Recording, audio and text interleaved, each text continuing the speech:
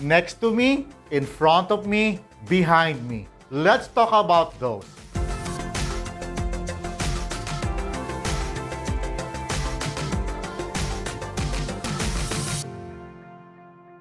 Kumusta po kayo? Welcome back to my channel. Let's Go Tagalog, your guide in your journey in learning the beautiful language, Tagalog.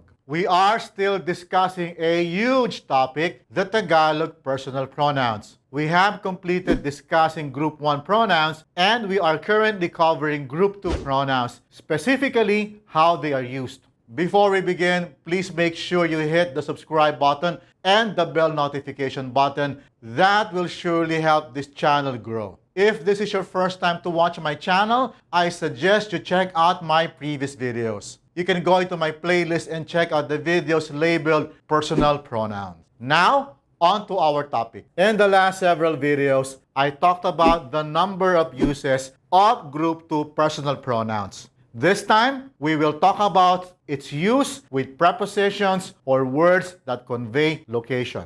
More specifically, Group 2 personal pronouns are used in prepositional phrases. In English, there are many types of prepositional phrases, but in this lesson, we are focusing on the Tagalog equivalent of simple preposition that convey the location of someone or something. Prepositions is confusing for non-English speakers learning English, especially with in, on, at, of, by, etc. Fortunately, Tagalog has far fewer prepositions compared to English. In this video, we will tackle only the one preposition that is used together with Group 2 personal pronouns, and the Tagalog of the English prepositions in, on, at, of, by, etc. is nasa.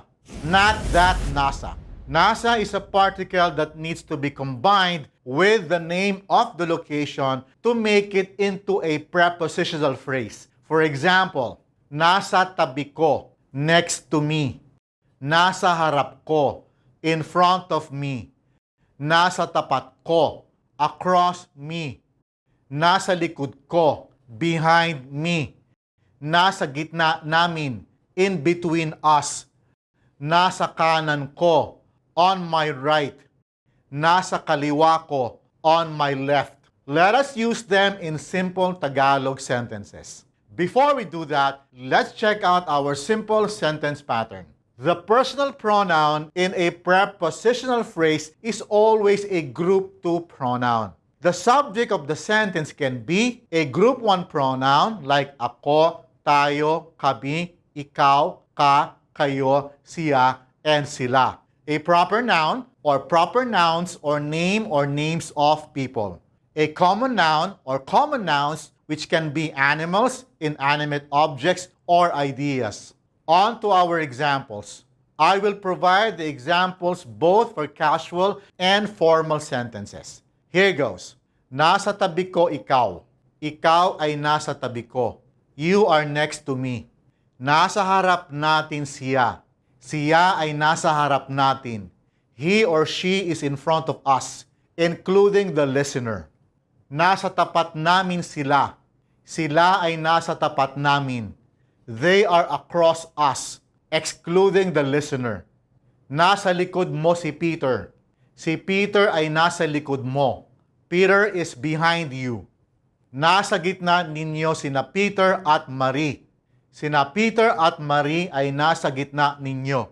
Peter and Marie are in between you. Nasa kanan niya ang aso. Ang aso ay nasa kanan niya. The dog is right of him or her. Nasa kaliwa nila ang mga pusa. Ang mga pusa ay nasa kaliwa nila. The cats are left of them. You can also create prepositional phrases with more specific locations. The following examples have the elements of the possessive nature of Group 2 personal pronouns we talked about in episode 28 and 29. Nasa bahay ko siya. Siya ay nasa bahay ko. He or she is in my house. Nasa kwarto natin sila. Sila ay nasa kwarto natin. They are in our room. Nasa opisina namin kayo. Kayo ay nasa opisina namin. You are in our office. Nasa eskwelahan mo si Ariana. Si Ariana ay nasa eskwelahan mo. Ariana is at your school. Nasa probinsya ninyo sina Anton at Tess. Sina Anton at Tess ay nasa probinsya ninyo. Anton and Tess are in your province. Nasa kondo niya ang mga papeles. Ang mga papeles ay nasa kondo niya. The documents are in his or her flat. Nasa sasakyan nila ang mga bata. Ang mga bata ay nasa sasakyan nila. The children are in their vehicle. You can also form a few simple sentences that are sentimental or emotional in nature. For example, nasa puso ko ikaw. Ikaw ay nasa puso ko. You are in my heart. Nasa isip ko siya. Siya ay nasa isip ko. He or she is in my mind. What this conveys is that you are thinking of someone. Nasa panaginip ko kayo. Kayo ay nasa panaginip ko.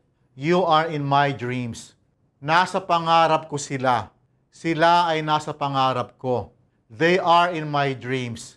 Pangarap is a broader definition that includes hope and aspirations. So, this can also mean they are in my hopes or my aspirations. That's about it for today. I hope you learned something new. And if you did, please hit the like button. That will help this channel grow. We will continue our discussion on Group 2 personal pronouns in the next video. I will see you then. Maraming salamat at hanggang sa susunod.